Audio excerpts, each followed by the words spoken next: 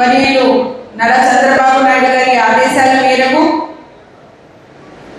మిడి మహానాడు అనే కార్యక్రమానికి ఎంతో ఘనంగా పండగ వాతావరణంలో మన ఎమ్మెల్యే నసీర్ అహ్మద్ గారి ఆధ్వర్యంలో జరగడం, అలాగే ఈ యొక్క కార్యక్రమానికి ముఖ్య అతిథిగా విచ్చేసిన కేంద్ర మంత్రి వర్యులు పెమ్మసాని చంద్రశేఖర్ గారు రాజకీయాల్లో ఒక సునామీలాగా వచ్చి తనదైన ఒక బెంచ్ మార్క్ క్రియేట్ చేసుకుంటూ ప్రజలకి అభివృద్ధి అంటే ఏమిటి అని చూపిస్తున్న మన పెమ్మసాని చంద్రశేఖర్ గారికి మరియు మాజీ ఎమ్మెల్యే నమస్కారం గారికి, చైర్మన్ డాక్టర్ ప్రభాకర్ గారికి, చిట్టిబాబు గారికి, రాజా మాస్టర్ గారికి, ఇటు మహిళలకి ఇక్కడ విచ్చేసిన ప్రతి ఒక్కరికి కూడా అస్సలాము అలైకుం, నమస్కారం. ఈరోజు మనం అందరం స్మరిస్తున్నాం ఒక వ్యక్తి గురించి కాదు, ఒక ఉద్యమాన్ని, ఒక విప్లవాన్ని మరియు మన తెలుగువారి ఆత్మ గౌరవాన్ని నేర్పించిన మహానేత పుట్టినరోజు సందర్భంగా ఆయన స్మరిస్తున్నాము స్వర్గీయ నందమూరి తారక రామారావు గురించి. ఎందుకంటే ఒక సామాన్య రైతు బిడ్డగా స్థాయి నుంచి ప్రజలకి మంచి చేయాలి అనే ఒక సంకల్పంతో ఇటు సినీ ఫిలిం ఇండస్ట్రీలో రాముడిగా, కృష్ణుడిగా అనేకమైన పాత్రలు పోషిస్తూ ధర్మం, న్యాయం, త్యాగం, పట్టుదల అనే క్రమశిక్షణ విలువలు ప్రజలకి నేర్పిస్తూ ఆనాడే సినీ రంగంలో ఉన్నప్పుడు ప్రజలకి మంచి చేయాలి అని వీధుల్లో తిరిగి ఇటు విరాళాలను సేకరించి అప్పట్లోనే రాష్ట్రానికి, కేంద్రానికి నివాళులు అర్పించిన గొప్ప మనసు. అలాగే ఎలాగైతే 1977లో దివిసీమ ఉపల్లో వేలాది మంది ప్రాణాలు కోల్పోతే సహ కళాకారులు అందరితో కలిసి 15 లక్షలు విరాళాలు ఇచ్చిన గొప్ప మనసు మన ఎన్టీఆర్ గారిది.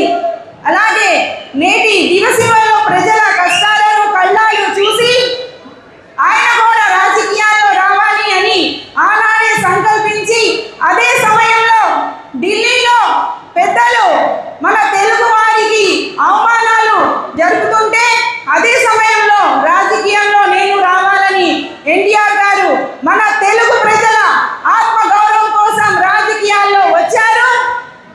టీడీపీ పార్టీని స్థాపించారు మరియు ఆయన చేతుల్లాగా జెండాని ఆవిష్కరించారు.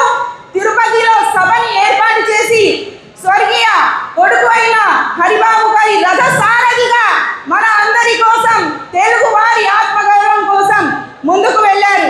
నా భూతే నా భవిష్యత్తు అంటూ 9 నెలల్లోనే అధికారంలో వచ్చి ప్రజలకి మంచి చేయాలి అని ఎన్నికల ప్రచారంలో 72 రోజులు గంటల పాటు అంటే రాత్రి పగలు లేకుండా ఎన్నికలు ప్రచారం చేసి ముఖ్యమంత్రిగా అయిన ఘనత కూడా ఎన్టీఆర్ గారిదే.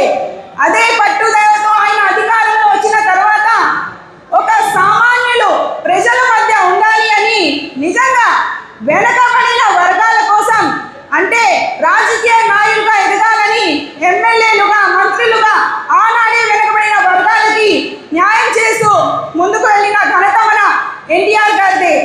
ఈ సందర్భంగా తెలియజేస్తూ అదేవిధంగా ఎన్టీఆర్ గారికి ఆసరాగా, అండగా ఉన్న ఒక యువ నాయకత్వం మన తెలుగుదేశం పార్టీకి వరమై తీర్చిదిద్దే నాయకత్వం పేరే మన గౌరవనీయులు నారా చంద్రబాబు నాయుడు గారి నాయకత్వం ఎన్టీఆర్ గారు అప్పగించారు.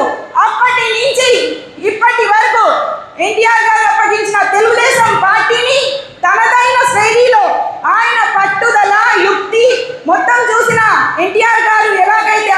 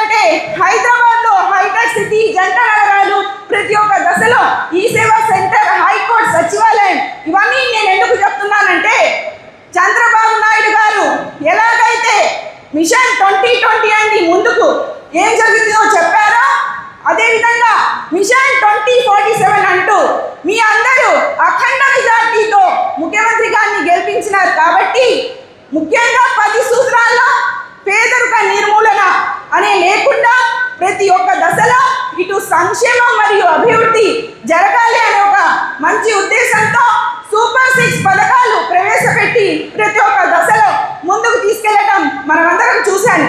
కాబట్టి మనమందరం కూడా మన చంద్రబాబు నాయుడు గారి ఆదేశాల మేరకు ఎలాగైతే సంక్షేమం అభివృద్ధి జరుగుతుందో మనం జనాల్లోకి తీసుకెళ్ళాలి.